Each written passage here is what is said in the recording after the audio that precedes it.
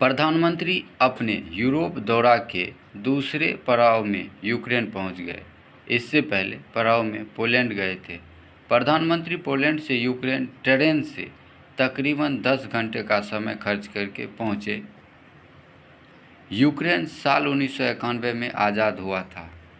तब से ये किसी भारतीय प्रधानमंत्री की पहली यूक्रेन यात्रा है। यूक्रेन की यात्रा से पहले प्रधानमंत्री नरेंद्र मोदी ने एक स्टेटमेंट जारी किया, जिसके मुताबिक भारत इस क्षेत्र में शांति का पक्षधर है। साथ ही ये समय युद्ध का नहीं है। किसी भी तरह का युद्ध या विवाद को कूटनीति और वार्ता के जरिए सुलझाया जाना चाहिए।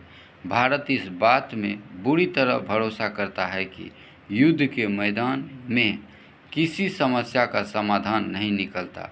भारत के प्रधानमंत्री की ये यूक्रेन यात्रा कितने मायनों में अहम है और वैश्विक राजनीति में ये गेम चेंजर साबित हो सकता है। इसके पहले एक बार वर्तमान वैश्विक परिस्थितियों को समझना होगा। स्विट्जरलैंड में यूक्रेन रूस मुद्दे को लेकर एक पीस समिट आयोजित किया गया, जिसका युद्ध पर कोई खास असर देखने को नहीं मिला। साथ ही यूरोपियन देश युद्ध के साथ जुड़ी हुई कॉस्ट को लेकर चिंतित है।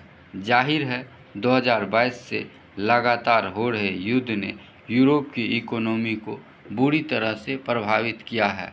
दूसरी तरफ यूएसए, जिसे दुनिया का कर्ता धर्ता माना जाता है, वो अपनी घरेलू राजनीति में उलझा हुआ है।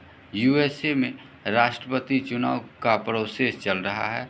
इस पूरी स्थिति में भारत के पास एक मौका है कि वो दोनों पार्टी को नेगोशिएबल टेबल पर ले जाए।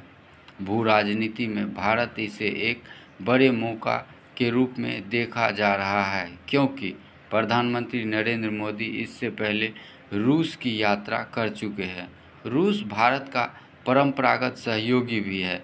पश्चिम के देशों से लगातार बनाए गए दबाव के बावजूद भारत ने रूस के खिलाफ कोई स्टेटमेंट अभी तक नहीं दिया है और भारतीय प्रधानमंत्री यूक्रेन के राष्ट्रपति के बुलावे पर यूक्रेन पहुंचे। उम्मीद की जा रही है कि भारत दोनों पार्टी के बीच मध्यस्थता करा सकता है।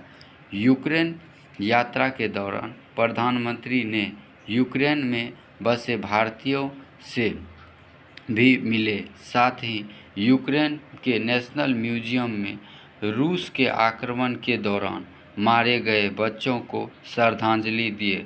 इसके अलावा एबी फोमिन बॉटनिकल गार्डन में महात्मा गांधी की प्रतिमा को उन्होंने श्रद्धांजलि दी। आपको बता दें, यूक्रेन पूर्वी यूरोप में स्थित एक देश है। यह अपनी सीमा रूस, Belarus, Poland, Slovakia, Hungary, Moldova, Romania से सीमा साझा करता है। इसके दक्षिण में सी ऑफ अजोव और ब्लैक सी स्थित है। आपने रूस यूक्रेन विवाद में क्रीमिया का नाम जरूर सुना होगा। 2014 में रूस ने यूक्रेन के क्रीमिया को अपने नियंत्रण में ले लिया था। ब्लैक सी यूरोप और एशिया के बीच स्थित सागर है।